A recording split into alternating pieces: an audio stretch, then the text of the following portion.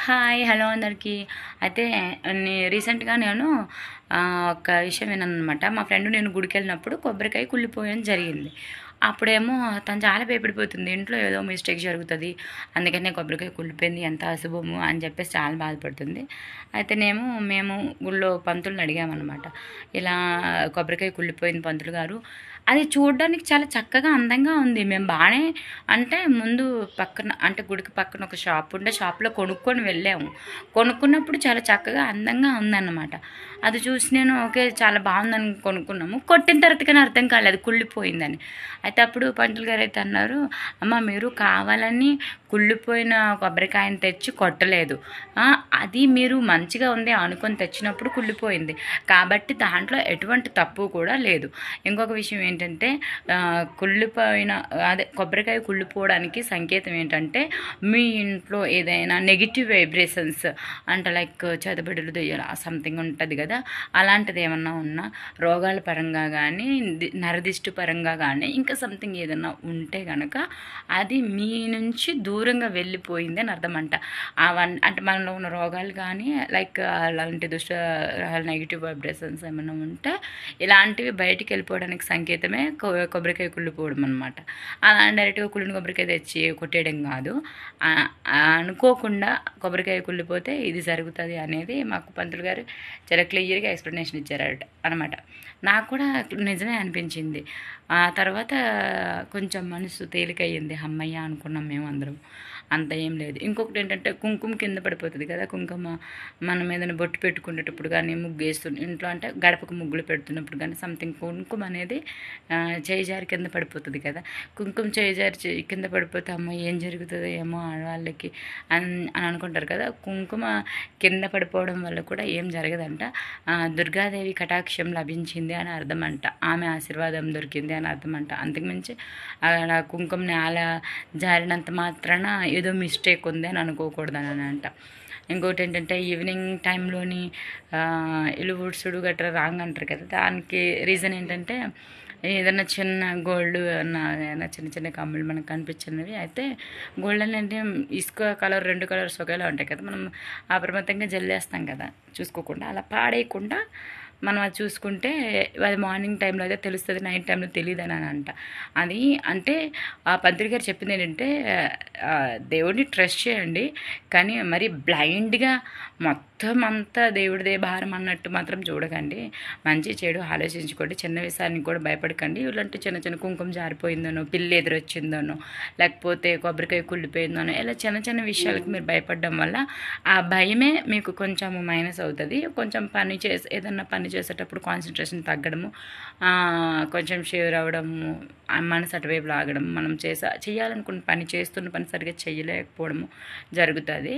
So అందుకని ఏం జరిగినా మన మంచికే, ఇందులోనేది చెడు లేదు అనుకొని బ్లైండ్గా ట్రేస్ చేసి ముందుకెళ్ళిపోతే మీరు అనుకున్న దాంట్లో విజయం సాధిస్తారు. కానీ చిన్న విషయం దగ్గర ఎప్పుడు అలా అపోహపడొద్దు. మానసికంగా కానీ శారీరకంగా కానీ ఇతరులని మీరు బాధ పెట్టినంత వరకు మీరు చేసేది రైటే, అందులో ఎటువంటి రాంగ్ లేదు, ఇంకా ఏదో రాంగ్ జరిగిపోతుంది అని కూడా లేదు. సో దానికి చిన్న చిన్న విషయాలకి ఏమీ అంత పట్టించుకోవాల్సిన పని ఏమీ లేదు అని చెప్పారనమాట. నాకైతే విన్న తర్వాత అయితే అమ్మయ్య ఈరోజు అయితే ఒక మంచి ప్రవచనం విన్నానని అనిపించింది. అబ్బా నిజంగా మా ఫ్రెండ్ అయితే ఊరికే తడబడిపోతుంది, అయ్యో ఏమైపోయిందో ఏం జరిగిపోతుందని. ఏమీ అయిపోలే, ఏమీ జరిగిపోలే అదన్నమాట. మీరు కూడా ఎప్పుడైనా గుడికి వెళ్ళేటప్పుడు కొబ్బరికాయ నిలువుగా పగిలిందా, అడ్డంగా పగిలిందా, నిలువుగా పగిలితే అదృష్టాలు వచ్చేస్తాయి, అడ్డంగా పగిలితే దురదృష్టం వచ్చేస్తుంది, అనేది దిష్టి నిమ్మకాయలు తొక్కితే ఏదో జరిగిపోతుంది, ఇలాంటివి అంటే ఏదైనా అనేటప్పుడు ఒక నెగిటివ్ పాయింట్ ఏదైనా ఏమవుతుందిలే అని చెప్పేసి దాన్ని అక్కడే లివ్ చేసేసి వదిలేస్తే ఏం కాదు. బట్ దాన్నే పట్టుకుని ఏమైపోతుంది అని భయంలో ఆందోళనలో ఉండి మనం చేయాలనుకున్న పనిని చెయ్యలేకుండా కాన్సన్ట్రేషన్ చెడగొట్టుకునేంత మాత్రం ఆలోచించొద్దు. ఎందుకంటే ఎప్పుడు ఏది జరగదంట. అదే ఆయన ఏమో అన్నారబ్బా నాకు, శివుడాజ్ఞ లేనిదే చేమైనా కుట్టదమ్మా, తలరాతి ఎలా ఉంటే అలా జరుగుతుంది, నేను నిధురాత్రిలో నీకు రాసి పెట్టింది ఏది నీకు రాదు, మన నీ రాత ఎట్లా రాసి పెడితే అట్లా జరుగుతుంది తప్పితే అదనంగా ఏమీ వచ్చి పడదు. గత జన్మలో చేసిన పుణ్యాలో పాపాలో దాని కారణంగా మన జీవితం నడుస్తుంది తప్పితే ఇప్పుడు ఏమీ జరగదు. అట్లా మీరేం కంగారు పడకండి, అందులో ఏం లేదు. ఏం జరిగినా మీ రాతలో అది ఉండే ఉంటుంది.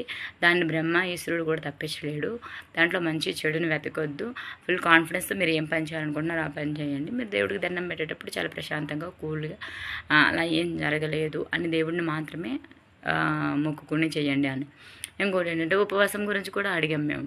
అంతే ఇప్పుడు ఏకాదశులు ద్వాదశులు అని చెప్పేసి ఉపవాసాలు బాగా చేస్తుంటాం కదా. మరి ఉపవాసానికి ఎందుకు అని అంటే మన మనసుని మనము ఎంత కంట్రోల్గా ఉంచుకోగలము అని అన్నమాట.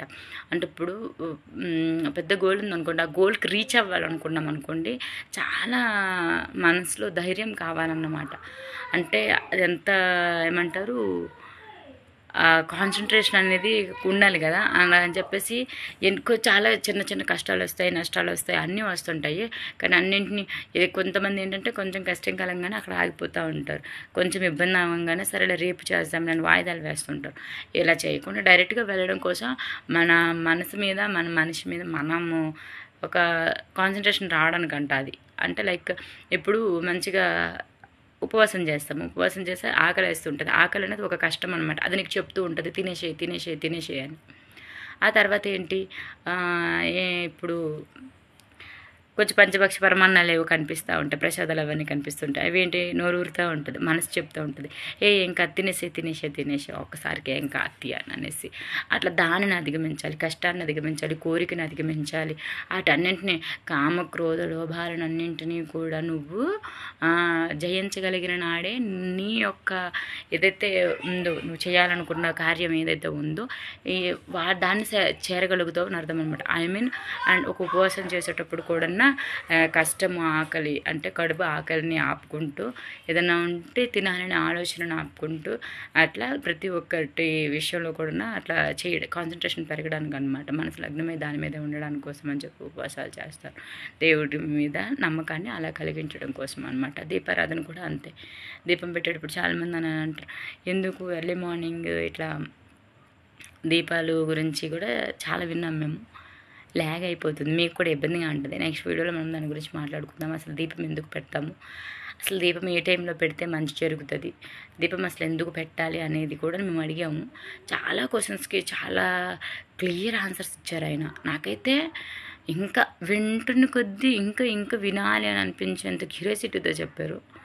More than better explanations. నేను అతను అంత బాగా ఎక్స్ప్లెయిన్ చేయలేకపోవచ్చు, బట్ అది కూడా మీతో షేర్ చేసుకుంటాను. నెక్స్ట్ వీడియోలో ఖచ్చితంగా చూడండి.